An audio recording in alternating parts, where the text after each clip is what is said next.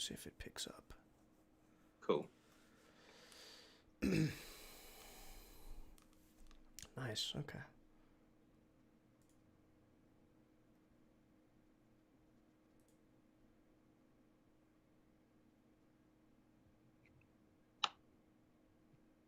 Oh yeah, I just got the notification you're live. Oh, did you? Yeah, Oh, wow. not that you are live, but it said No, live yeah, yeah. tonight. No, we're live, dude. Well, dang. Okay, usually I do. It's our first time. So, guys, if you guys are tuning in live, just so y'all know, we're testing this out, and we've got Albert Guzman here. This is the first time, dude, that I've ever brought anybody on like this, and it's been a long time coming, dude. So let me see and double check the stream and make sure everything's good. We've already got viewers coming in.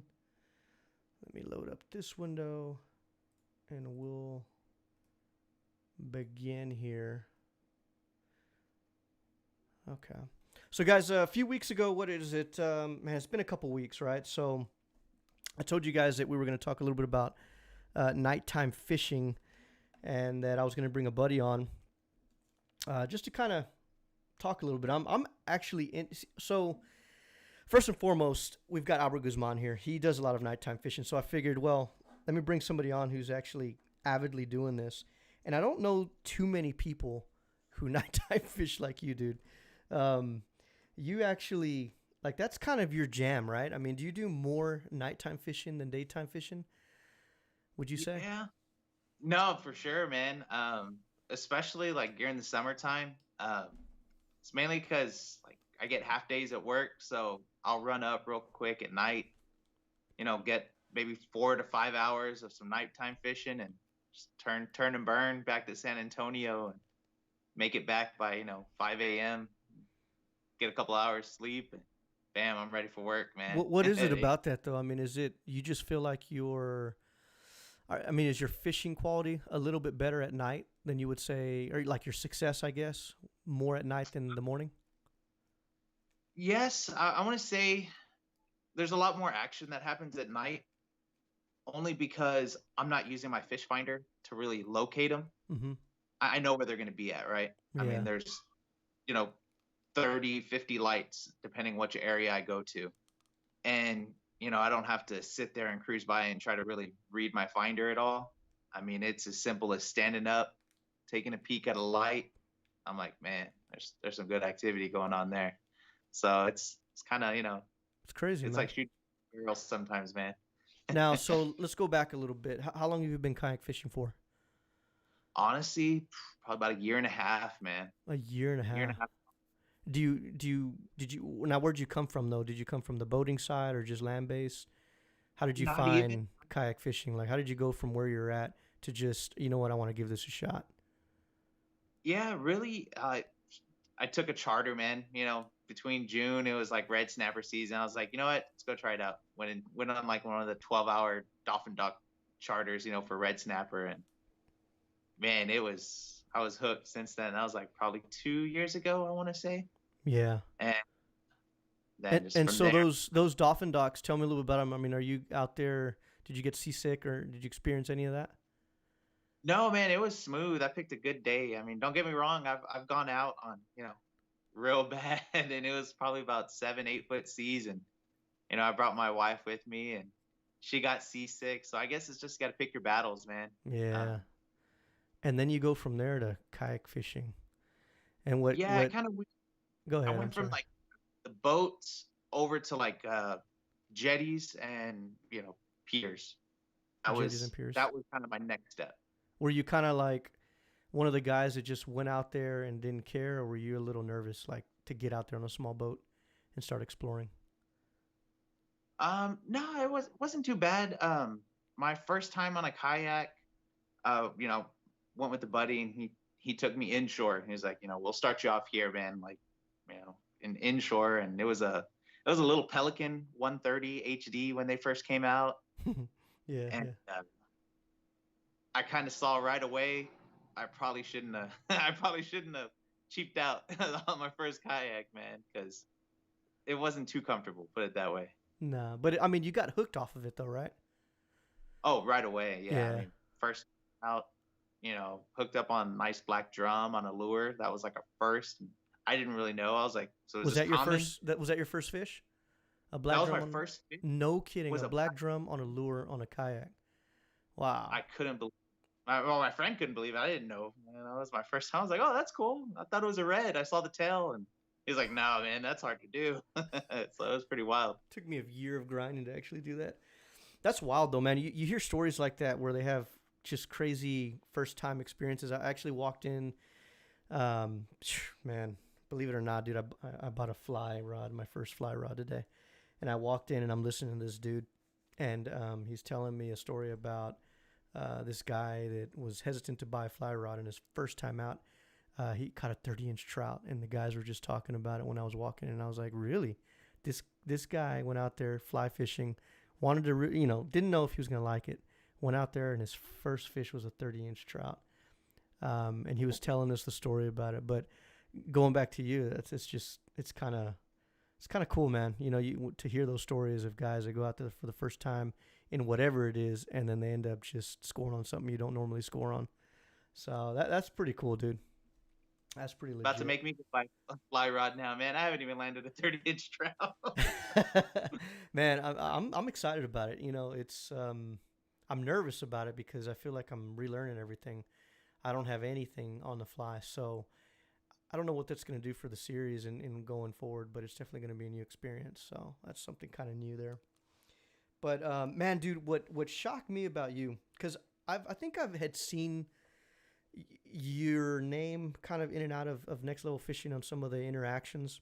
I think I'm not 100% on that, but the one thing once I first went out there, I can't remember exactly when I met you, but was it on the water? Did we take a fishing trip? Ray Del Mar. Was it Ray Del Mar? It was Okay. Ray Del Mar.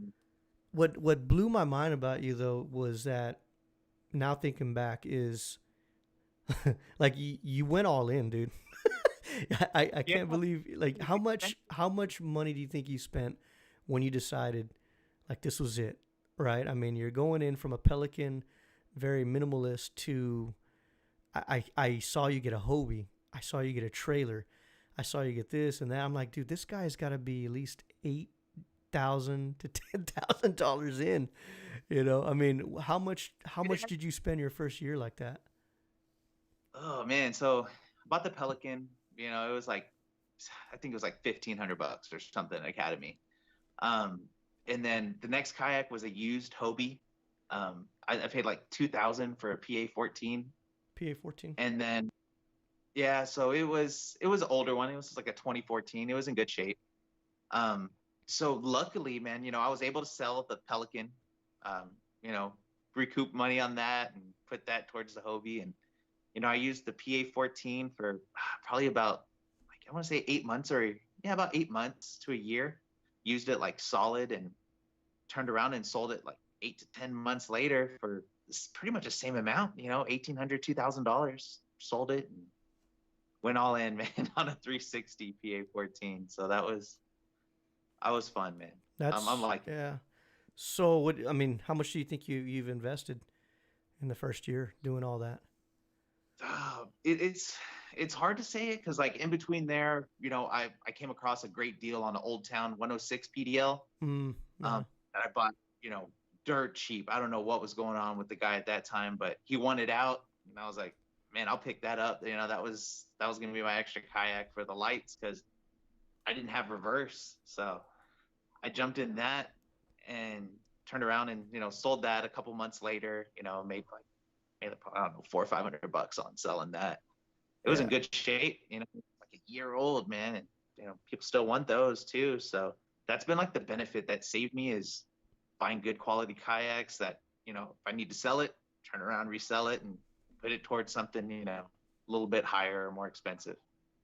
So that saved me a lot. It's hard to put like a figure on it, but I mean, if I had to, for one of the kayaks that I have, probably like 8,000, I'd say, for one of the 8,000. kayaks. I have another one that's for the missus and Outback.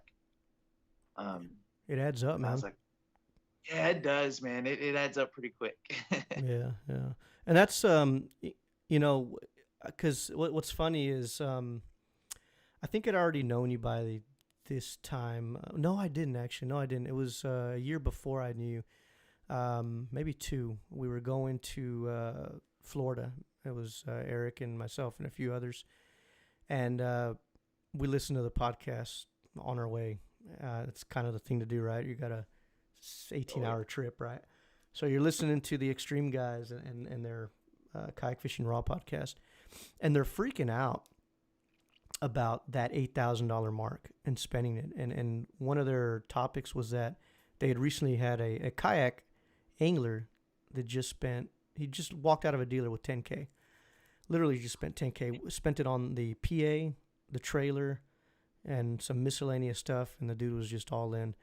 And that story kind of stuck with me, dude. And when I finally met you and I realized this dude's fresh in and just how much you were actually investing into the sport, I couldn't help but to kind of reflect back and think like, man, dude, that's the Florida guy version of our guy. You know what I mean? Like this guy is spending money, and he's getting into it. And that's kind of where the sport's at, man. I mean, people are spending money. I think the kayak industry has this, I don't know, this thing where it's like, oh, they're in a kayak because they can't afford a boat kind of thing. But that's not necessarily true, man. So, I mean, how do you compare boat versus kayak? I mean, based off of whatever experience you have going from a boat to kayak and the feeling of it. I mean, does it just more rewarding fishing on a kayak versus a boat to you?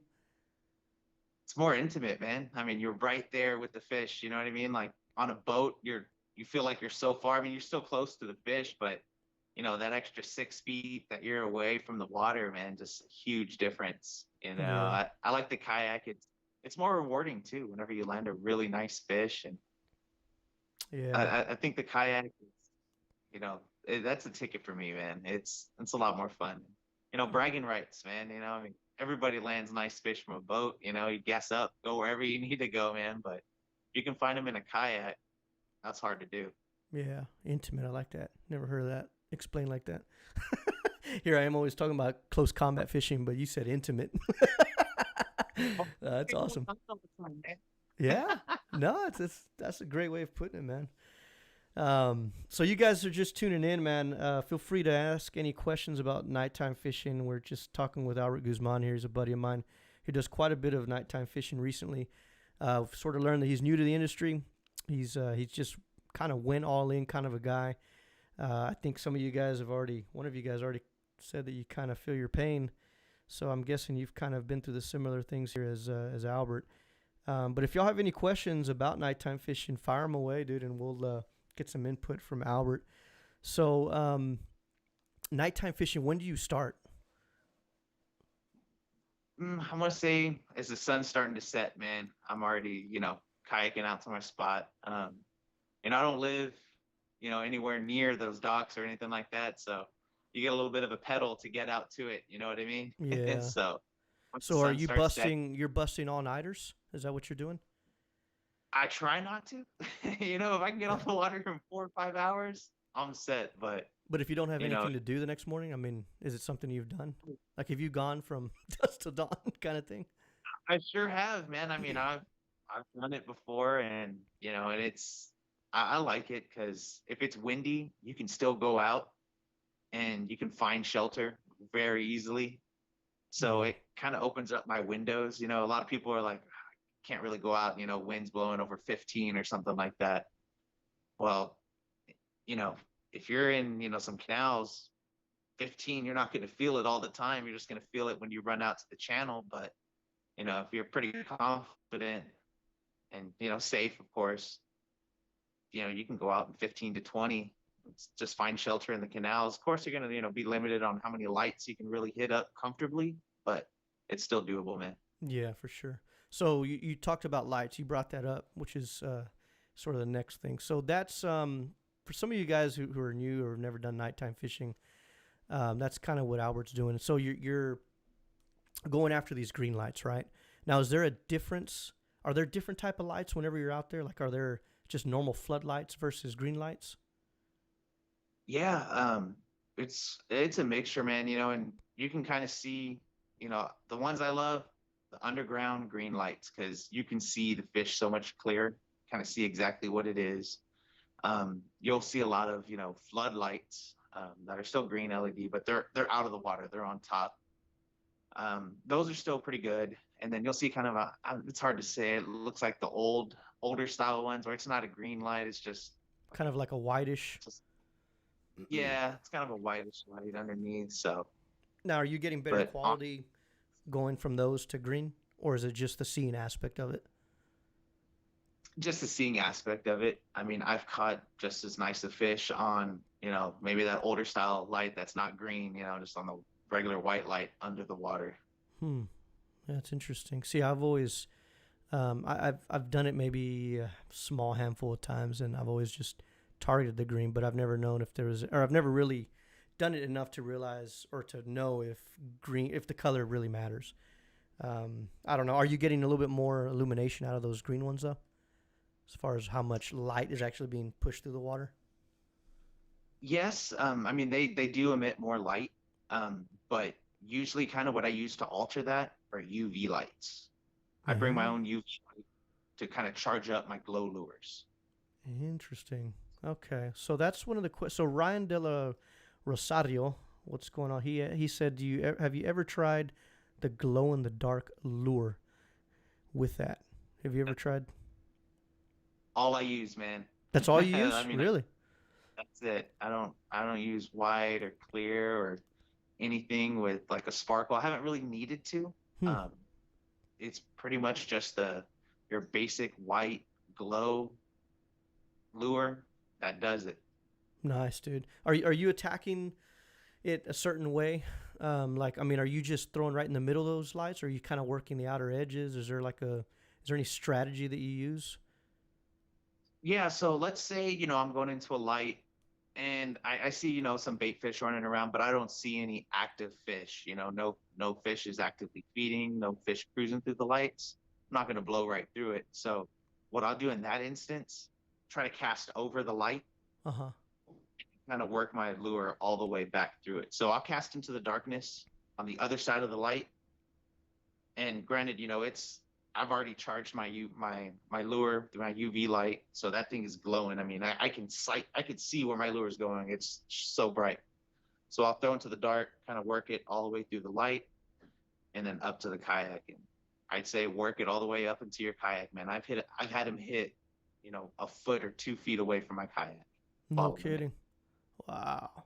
Now, so are most of these fish just kind of passing through, or do you kind of see them, uh, sort of like in ambush mode where they're on the outskirts of it and you're drawing them in? Is that why you're targeting the edges? I mean, are there fish that sit, or are they just kind of like passing by, or are they just kind of preying? I mean, have you been able to actually identify to figure out how these fish are actually working around the lights? Yeah, it really just depends on the bait that's in the area. Oh, okay. So if you go out to the lights a lot, you'll notice the bait just doing circles around the lights. Hmm. Okay. And you'll see like a little flash underneath, and I'm like, all right, I know what's going on now. so So you so see a the lot of the flash. time, yeah, you'll see them flash sometimes, man. If you see the bait just going in a circle, real calm, and then you'll see a nice little flash underneath, it's game time, man. You're like, all right, I'm gonna stick around Nice. this light. And when they hit, where are they usually? I mean, are they going straight out towards darkness? Like, do you get towed off and away from the light, or they kind of like to stay around that general area? I want to say about more than half the time, I don't even see them in the light until they go to strike my lure as it's going over the light. And I can get that reaction strike off them. So I'll see them come out of the dark because I'll just see a big flash coming from the dark right through the light. And you see all the bait scatter and you feel it instantly. Man, that's freaking nuts. Is there like a magic hour you would say that you could pick up on? Anytime I've Really? hooked on a They're just in and out like all night. 8:30 all the way till I want to say about like 6 a.m. when the sun starts coming up. It's really just hit or miss, man. I want to say there's not really a pattern to it Mm-hmm. as far as like when they're feeding, when they're not feeding. The only time I've really noticed when I can't buy a bite is slack tide. Hmm. It's just so calm. I mean, I feel like they can see me and my lure coming a mile away. It'll hit the water and they're gone. So a little bit Like, of wind, is it what you're saying is kind of works to your benefit? yeah, wind, noise on top of the water, Yeah. kind of what I'm doing. But So too calm, no bueno.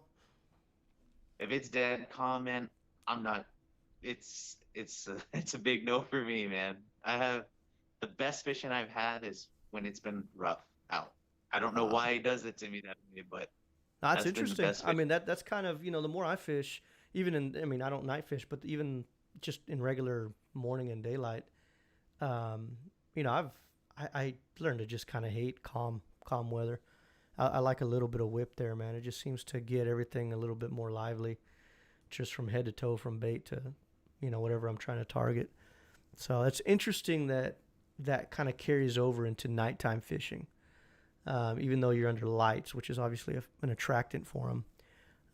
And so you're just kind of hopping, trying to find which lights are holding more fish, I'm assuming.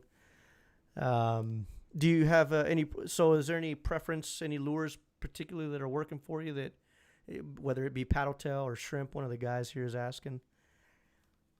Yeah, honestly, so a lot of the fish that I catch, trout, man, they're feisty, man. So when you bring them on, you're getting them unhooked, and they start, gurgitating out bait. I've noticed it's these little tiny, glass minnows or little tiny shad. Mm-hmm. So the best luck I've had is going small. I mean, I don't use a 4-inch paddle tail or anything. I'm just using a little 3-inch, you know, mini shad. That's it. Really? So I guess a lot of people call them basics or whatever they want to call them. I mean, Is that typically what you're seeing? Is like, is it? Are you matching the hatch there, or do you feel like the bait around those lights is kind of similar? yeah, I know for a fact because I get those little guys all over my kayak at the end of the night, man. I'll see a ton of them, and No kidding. Yeah, on lure. that's good to know, It's dude. tiny. Yeah, because I mean, you talk about, I mean, not you particularly, but just anglers. They talk about matching the hatch, kind of presentation, it being important, and whatnot. And for you to say that, that kind of validates that. If you're going small, just like the natural bait that's in and around that area. Um, yeah, Ryan here is saying match the bait. So, and I think that's right on with what you're saying. That's pretty interesting. Now, so let's talk about, you're out there, you're nighttime fishing. Um, have you had any issues with people just frustrated that you're on their lights or on their docks? Have you had any beef as far as that goes? Yeah, I mean, and I get it too. You know what I mean?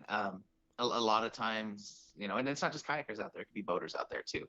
But I've had some homeowners, come out and they just turn off the light. I get it, just cruise on to They turn it off on you? the.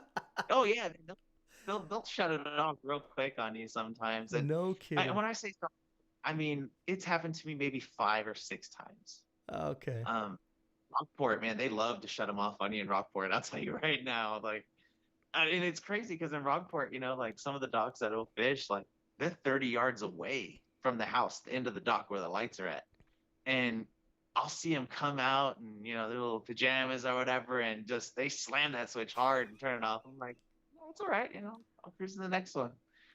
I'm That not kind gonna of ruin my night. sucks though, man. I don't know what it is. I mean, I don't know. I don't know why that frustrates people so much, but I hear these stories, man, and it's just like, I don't know. I don't get it. Maybe I don't know. Those are their lives. Those are their fish, right? That's probably what they're thinking. I think uh, what gets them going is people that hook their light and pick their light up out of the ground. I've oh, seen that happen. really? So yeah, and it mainly happens if they're dragging the lure or if I'm dragging my lure on the bottom, Yeah. you'll hook conduit that's going to it. And that you pull it up out of the water and you'll see a ton of other lures and hooks and line. So I see where they're coming from. Um, they're not trying to be rude. I want to assume they just don't want you to get hung up on their light. Sometimes they go down there and dive themselves to bury the light down and try to keep it steady there so it doesn't get taken off in the current. Mm. Um, there's been one house in particular, man. They've threatened to shoot me. They've threatened to call the cops on me. They've threatened that if I get close to their house, they're within their right to shoot me. And we were out there Really? with buddies, and they got us fired up. I think I recorded it. They came out with a paddle. They were slamming the water really quickly, and they've been pretty ugly about it. Were these like You know, older folks or middle age, oh young? yeah, no, they were much older folks, man. Did they I've whip even out had the like, old John and Weston or Smith and Weston? I mean, like, are they actually showing you the gun or they're just threatening you? no, they're just threatening it with me and just That's making a lot of sketchy. noise. That's sketchy. Yeah, it's they've done it like I want to say 2 or 3 times. They're selling their house now. I checked it out. Really? So yeah, it's kind of funny, man. I'll put the address up later. No, I'm just kidding. I don't want to bring that spot. But but yeah, man, it's pretty wild, man. But I mean, I've also had some of the older folks that just got into kayaking. I had one guy, it was like maybe 12:30, 1 a.m. and he was outside smoking a cigarette. I was just cruising by fishing. He goes, "Hey man, I just bought a kayak. You mind if I test it out and come jump on the water with you?" He's like, "I'm not gonna fish. I'll just hang out and so I'm not out here alone." I was like, "Yeah, that's fine." I was like, "I'm gonna be in your little area." So, he came and just watched me fish, for a couple hours, and it was real nice, man. We talked, and he just went on his way, man. So it's kind of crazy out there nighttime fishing. So those are pretty crazy stories, dude. I don't know if I've ever been threatened like that. I've had a boater kind of get a little weary, but this is different from going day to night. Whenever you're getting close to somebody's, territory or land rather. So that's wow. That's pretty weird, man. I mean, do you Yeah, man. what do? You just leave, or do you kind of bark at them? Um, no, I mean, one night we had a little fun with them, just going back and forth. But when I'm alone, man, I'm just gonna take off. Like, I Yeah. don't want to hear it. Like there's plenty of other fish, so it ain't that good of a light. Was anybody that I know that was with you that day? Like, Oh, was Eric really? Eric and Chester were out Oh there, my man. gosh! Wow. It was pretty. It was pretty wild, man. They'll tell you about it. It was crazy. I won't say anything what happened on here, but it was. They Oh were. yeah. Well, I can have that. I'll have that separate conversation with them. That's hilarious, man. Any other crazy stories that have happened like that at night besides just people getting mad at you? No Yeah, Sasquatches or anything like that? no, just like you could tell like which house was an Airbnb because there were some people being pretty loud on their patio, Yeah. and it was like 2 a.m. and me and another buddy were out there, and I was like, "We gotta go, man!" And like I don't want to interrupt. I don't want to throw their mojo off. Yeah, yeah. Mark's fishing here is bringing up a rig setup, an interesting one because I've always been scared of this. Somebody's asking if you've ever seen those tandem glowing shad rigs.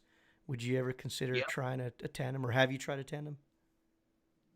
that's my go-to, man. I mean, Really? if I Okay. were to get my night tackle bag, that's all that it is. It's the tandem rigs with those little shads, and that's it. The only thing that I don't like about the tandem rigs is when I miss the fish and that tandem hooks into my net. I've Mm, lost a lot of fish that way, man. That's the only scary part. And after you land the fish, that spare hook is always buried somewhere in the net, man. So you gotta fish it out what kind afterwards. of net But are you that's all using? I. Is it a cloth net? No, it's your regular. It's Oh, and it's the getting little. caught in that. Really? Yeah, it'll get caught like on these little seams. Yeah. It always to find those seams right there, man. Wow. But it's not too bad. It's not fun doing it in the dark. That's the only bad thing, man. And night fishing, like I've you got to have spare headlamps, man, because and spare batteries for them because and the salt water is brutal. I've had headlamps go out on me while out in the water, and it's not fun, man. That's the only bad thing. Have you tried like glow sticks or any of those? What's that one called, man? It's the bait stick, I think. Have you ever tried any of that stuff? I haven't tried anything else. I just scoop up those. I guess they're like $13, $15 headlamps off of Amazon that has like freaking like 10 LEDs on it or something like that. Mm-hmm. And that's what And you'll okay. I've always wanted to try it. I think it's called the bait snake actually, and it's a like super long green light, and it's Oh, waterproof, and you anchor it to whatever. You can put a little buoy on it, and you just drop it. You know, you can drop it dang. wherever and kind of claim an area as your own. Really, I mean, you can even offset it from somebody's property. But I've never, like I said, I've never really done night fishing too much. I mean, I'll do it to where I'm out there, but you know, here comes the sun 30 minutes later. But I've never actually done a full on night fishing trip. Have you ran into, with it being nighttime, have you ran into any, I don't want to say extraordinary species, but species that kind of shocked you that typically wouldn't be there maybe during the day, or something that was just a little bit more livelier that's kind of freaked you out that it was there because it was at night and because there was, lights?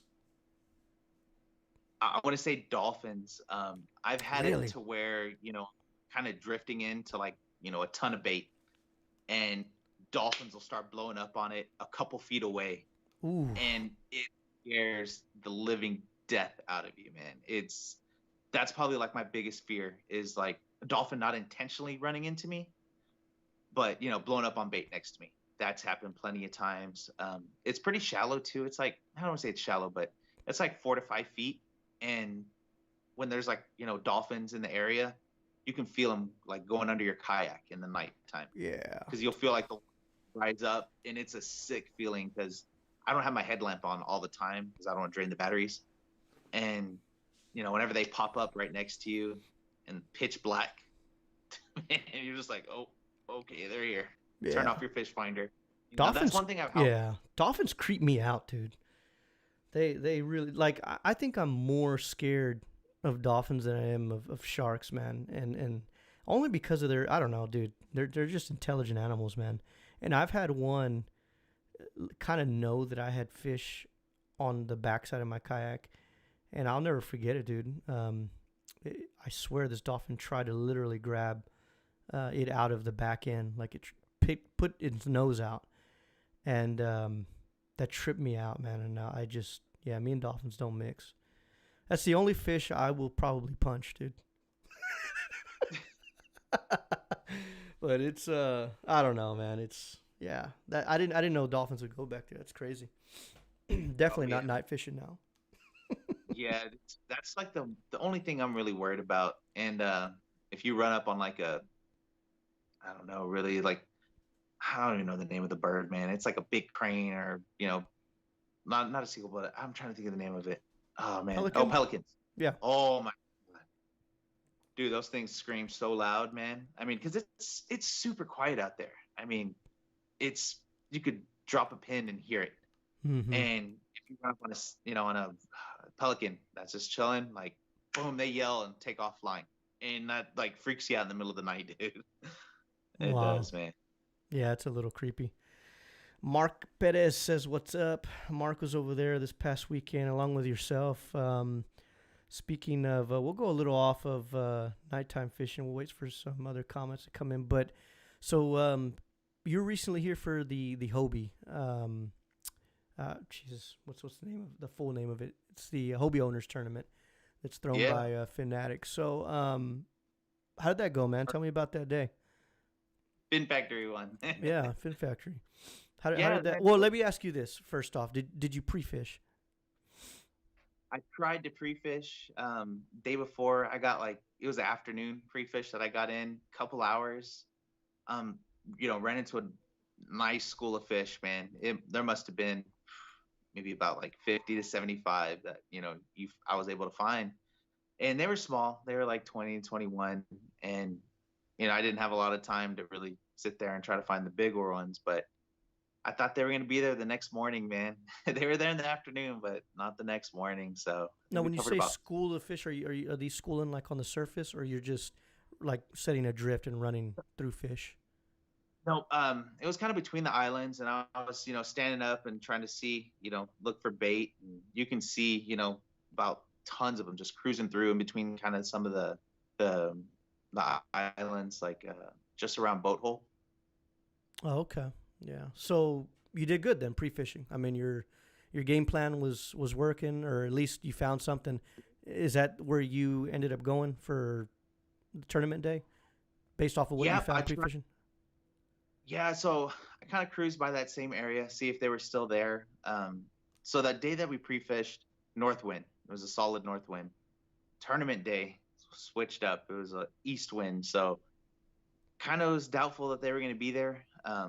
And cruised by there, nothing there. So I worked my way all the way north of Boat Hole out into the bay, Corpus Christi Bay, and came back south just trying to pick apart all the islands. Mm-hmm. And man, I couldn't even catch a slot red that day. I mean, it was tough. I'd never fished that area before, so it Yeah. was, all new to me. Still trying to figure it out. And man, I just got my teeth kicked in that whole day, man. I couldn't find a slot red to save my life. That's what It was sucks tough. about pre-fishing, man. Is sometimes the conditions can just change on you. It'll set a game plan for you, and then you go, and then the game plan is just completely different. Like it's obsolete. It doesn't even matter, and then you're just stuck where you started. Just finding fish and whatnot. So what did you end up? Did you end up bringing in any fish that day? Nope, no Really? Okay. pound. Man, didn't even didn't even get to say hi to Tracy on the the Wave Master station. I don't know how You know, many. I mean, first off, that tournament was a huge turnout. So I posted that it was 125 ish anglers, and then I found out later that day that it was more like 140 something. yeah. Um, that's crazy. I don't know if we've ever had a tournament that big. Roadrunner. I mean, not Roadrunner. Shotgun style like that.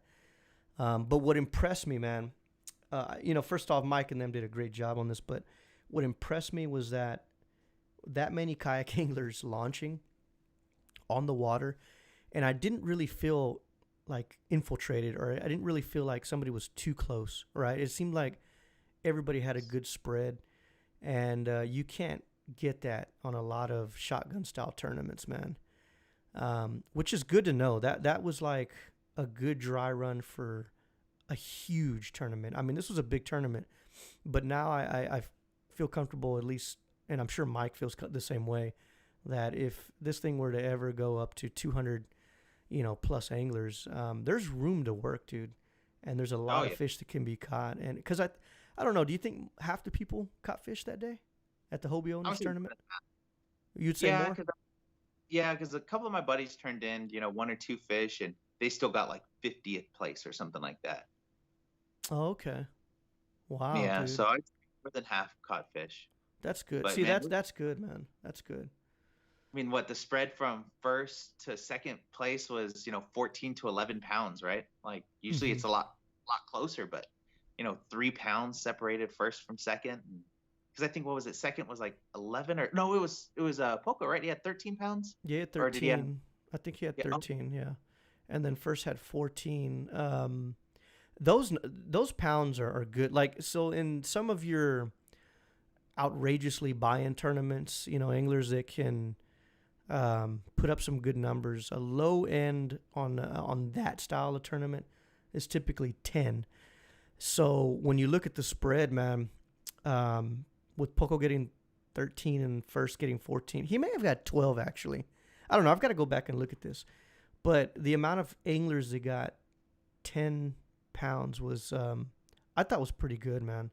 That's really like basically there were some good anglers there that were yeah, able to catch fish, and that's good to see.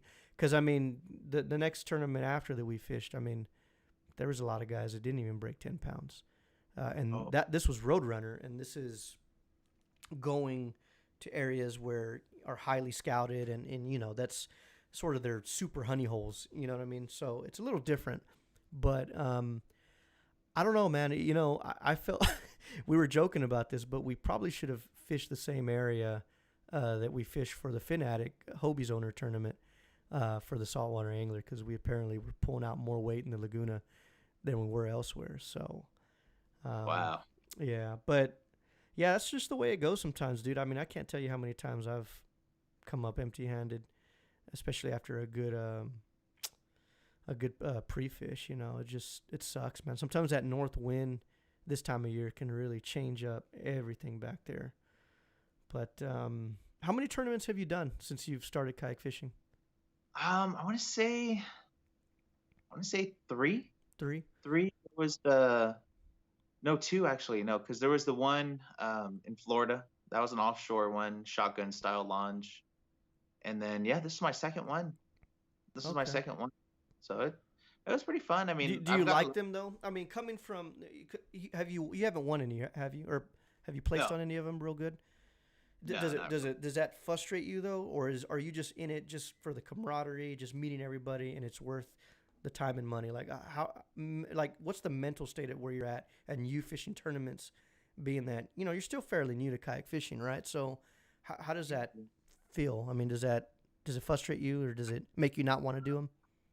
No, no, definitely doesn't. Makes me want to do them more. Only because like I see, what's being brought in and know like, all right, this is the area I got to get used to. Um, Definitely trying to pre-fish the day before and never fishing in that area in the daytime. Comparable to that, it's like, wow, I see what I really need to do. Like, I mean, there was some stiff competition there, man. Yeah, Like, there's some good whenever guys. Yeah, some real good guys. I was like, wow. There was good guys that were not like so. A lot of guys like Mark here, who's in the chat. He's saying that he was actually there. He came in from Houston. I noticed that there were some guys that have done well on other tournaments, especially in the Houston area. And that knowledge carries over, even though the landscape, the water, it's all different, right? But Yeah. there's still base knowledge you can bring, and learning how to pre-fish that can translate over and still do well. And you could see that on those standings, man. There's a lot of guys from out of town that did really well. And you can call it whatever. You can call it just being at the right spot at the right time. But I guarantee you most of those guys work certain areas that would typically produce fish similar to where they were at, even though they are in an area or a region that they don't typically fish. So that's crazy, man. Now, the only thing we need, man, is a nighttime fishing tournament. Pick your own docks. I don't know, man. It'd be kind of tight, man. That'd Because be there's not a too. whole lot of time. Yeah, no, I'm just joking. That would be way, way too hardcore, man. And then there's obviously a risk factor there. I mean, good luck trying to find somebody who's gone missing at night. But that's cool, man. Let me see some of these questions. If you don't mind me asking, where was the launch point for the tourney? So Richard Sanchez is asking about the launch point. Richard, we were talking about the Hobie Owners Tournament that's hosted by Fin Factory there in Corpus. A lot of people get this name mixed up. Correct me if I'm wrong here, Albert, but there's Billings Bait, and then there's two Billings, right? So there's Billings Bay Marina, and then there's, I think, what's the other one? Is it Billings?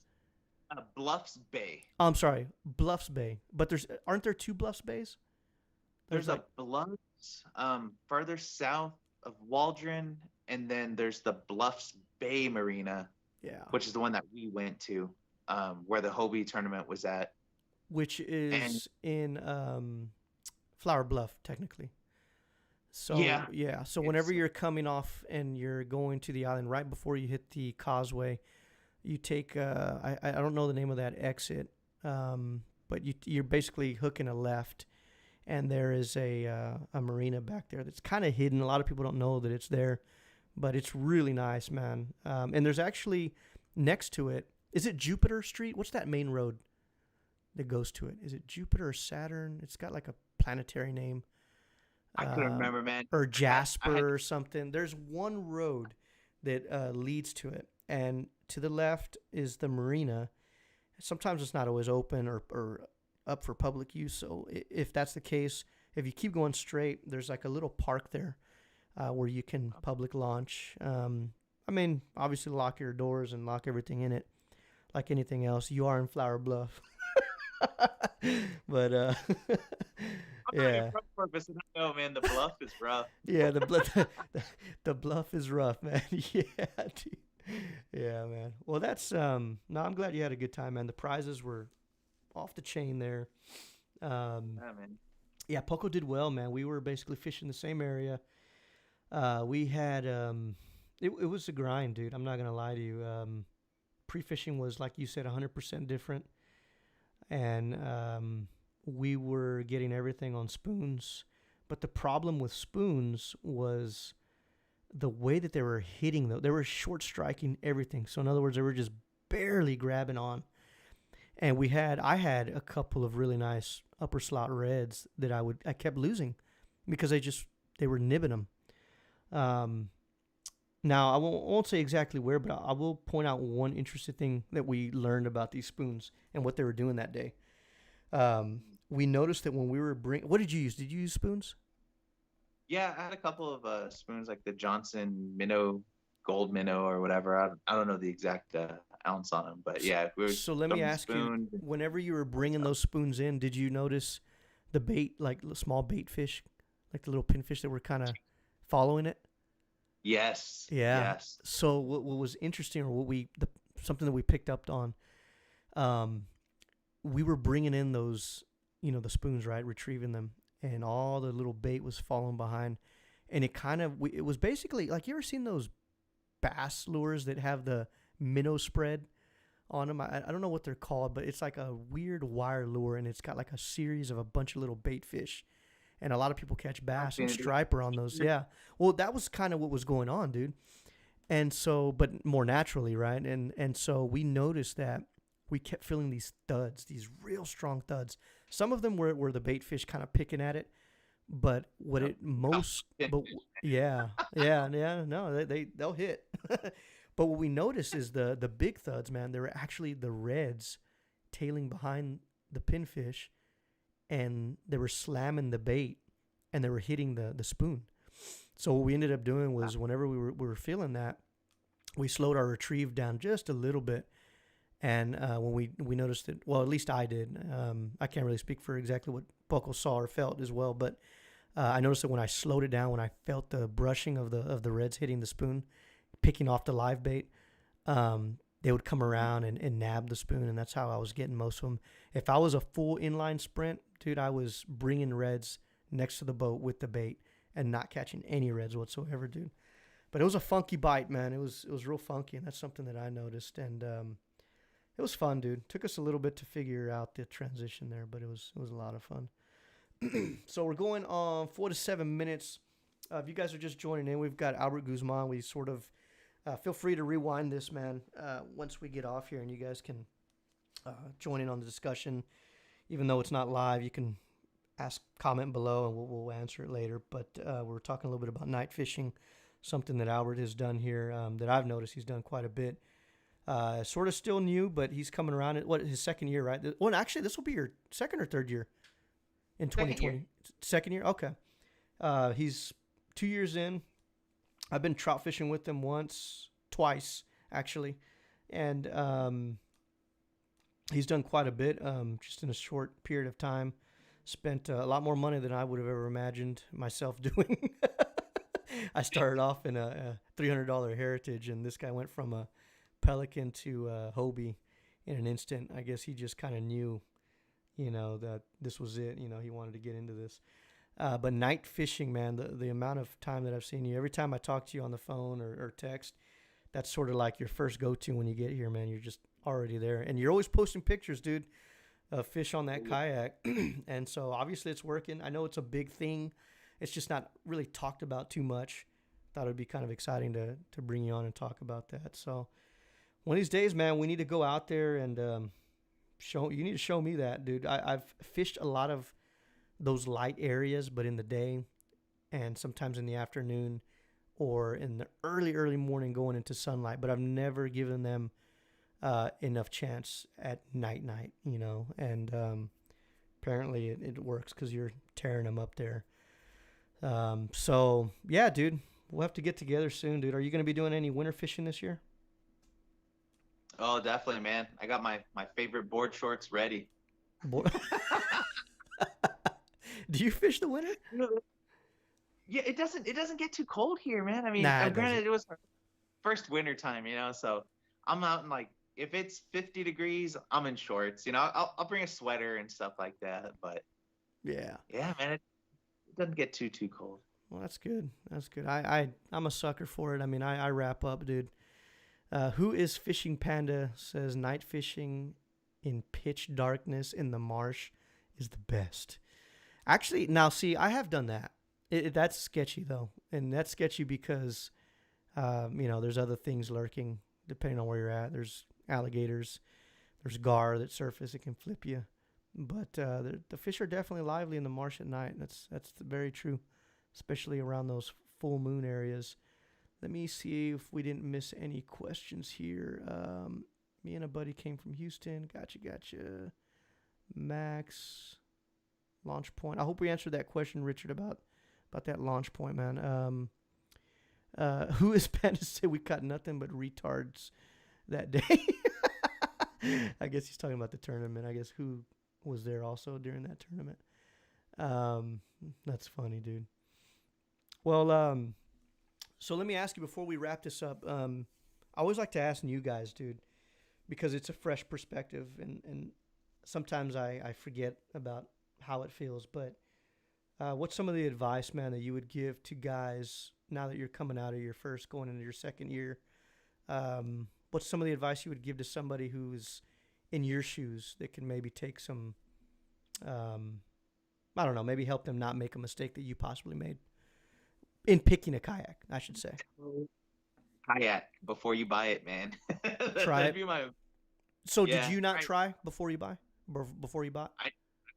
I didn't. So Pelican, if I'd have tried it out before I bought it, I wouldn't have bought it, man. Really? So, But you still enjoyed it, right? I mean, you were saying there was still some level of enjoyment, or no?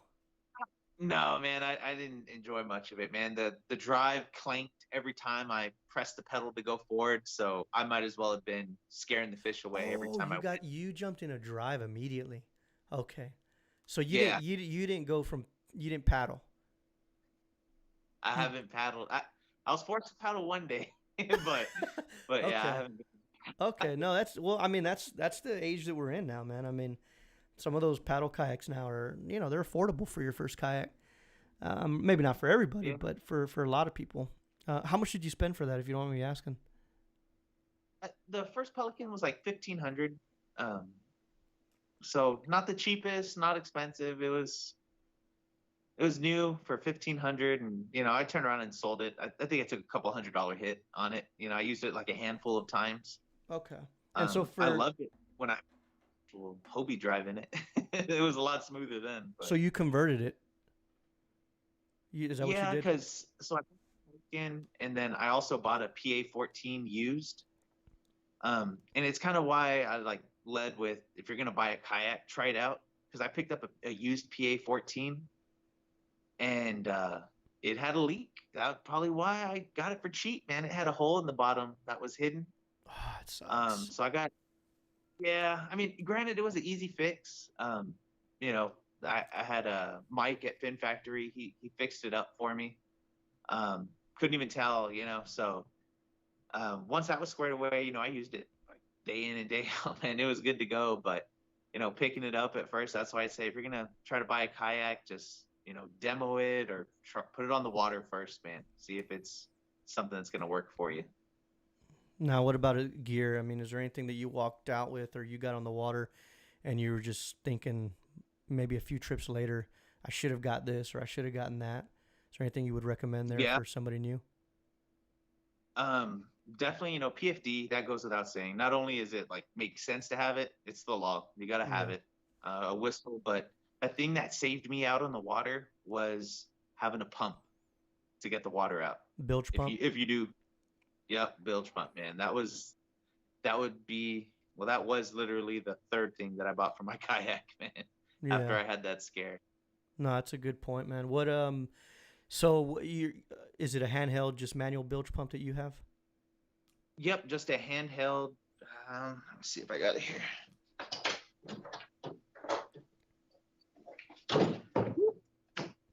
Just that right there, man. How much do those usually run? Hand- And where'd you get it from? I got this one at ACK, and it might have been $30 to $40, so well worth it, man. Well, it saved Whenever you, you right? have to use. So, Oh yeah, yeah. it did. Now, was that on the cracked kayak that you bought? That's where it came into It play? was on the crack. Yeah, Okay. it was on the crack. How far out were you? Thank- Where were you? Not exactly, but were you in the flats? So, Mustang rig, about the second or third rig Oh, out you were at the offshore. six. Holy Yeah. smokes. Okay. It was wild, man. It Yeah. was wild. So that's okay. That's a game changer. So if you guys are just tuning in, we're talking a little bit about what Albert would recommend for a new guy coming in. He's fresh out of his first year, so he can, he has a lot fresher ideas than I would have, because I'd have to go back a few years, and he's obviously been through some stuff that I haven't been in. He brings up an interesting point. He's trying to find his kayak or a kayak that he likes. Went from a Pelican, didn't like it, got a Hobie, but it ended up, it being used. He brings up a good point to just be careful on what you're buying. Thoroughly check everything. His ended up having a crack. Thankfully, he had a bilge pump. Him being offshore and it taking water, that pretty much saved him there. So, yeah, those are good things to definitely bring out. And I didn't know that, man, about you. I didn't know, or maybe I just forgot. I don't remember you having that issue offshore. Yeah, that's scary, dude. That's real scary. I'm glad they were able to cap that off. You being new and anything, I mean, are you trying to get into this whole, sponsorship thing? Or are you looking or anything like that? Are there any companies that have been happy enough to help you out and support you? Yeah, I mean, there's been a couple of companies that I don't want to say like a couple of companies. I'd say it's just like mutual friendships. Like Mike at Fin Factory helped me out whenever I bought my 360 from him. And then also Angler Pro, I think the name, or Angler's Tackle in Dallas. Angler Pro I'm Tackle. trying to think. Yeah. Yes, whenever I bought my Outback from them, they helped me out on it, and whether if it was if I was buying it outright or not, was the reason for the discount. I don't know exactly, but Mm-hmm.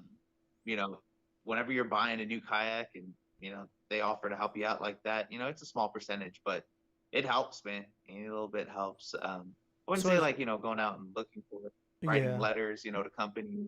No, that's good though. So as But a new guy, you're just out there making connections and friendships rather than just saying, "Hey, I'm looking for this and that." If I understand you correctly, you're building that line of communication with tackle shops, them knowing you, and then in return, they're taking care of you. I guess you could say. yeah, and I wouldn't even say like really, like taking care of me, like if I'm buying accessories and stuff, I'm not gonna be like, what's the best price you could do or anything, like, like I don't like try to, because you got to support local people and stuff like that, and they got a business too, and it was just, just asking like, hey, like, you know, what if I pay everything up front, and don't go through the financing or anything like that. No, that's good. That's Just good. I think that's the best and healthiest way to, especially being that you're a year in. I mean, there's plenty of guys out there that have had a lot of years of experience, and sometimes I feel like they get a little too aggressive on it. But your approach is great, man. I think that's good because sooner or later, as you continue and you continue to enjoy it, some of those companies will come out at you and offer you something. I can guarantee you that, especially as much as you're fishing. So just can't be continually getting in trouble with the misses. That's the only thing. Yeah. Oh, man. Yeah. Got my wings clipped this week. All right, man. We're gonna wrap it up Yeah, since we're going on an hour here, dude. I just want to thank you for coming on and talking a little bit about yourself, nighttime fishing, and then your experience this past weekend at the Fanatic tournament. So, any shout outs or anything you want to give out? Say thanks to anybody or say hi to mom or anything? yeah, man. Mom's like, she don't know what YouTube is, man. But yeah, man, just if I fish with you, all my close friends, I go out and fishing and stuff, man. Like, just thanks for having me out, letting me tag along and, pick up tricks of the trade from y'all, man, because I'm still wet behind the ears, man. So I'm just trying to pick up everything I can. Awesome, man. All right, man. Well, I'll let you go. I know it's getting a little late here. I want to thank everybody for tuning in to this late night show. So, thanks again, man. We'll talk to you soon. All right, man. Take right, it easy. Later. All right. So, thanks for hanging with us, guys. That was Albert Guzman, a real good friend of mine that I've had the privilege of fishing along, meeting just through the awesome kayak fishing community. again, thank you guys for tuning in. We're going to go ahead and wrap this up, and we'll see you next time here pretty soon. I've got a handful of videos that I'm working on right now. The reason I haven't released any content is because we've just been grinding the last end of these tournaments. So that being said, we'll probably double the efforts this week. So get ready for an offshore video, a couple of offshore videos, and a couple of inshore videos. And then we're going to be easing our way into wintertime fishing, smashing on those epic trout. So thanks again, guys, and we will see you soon.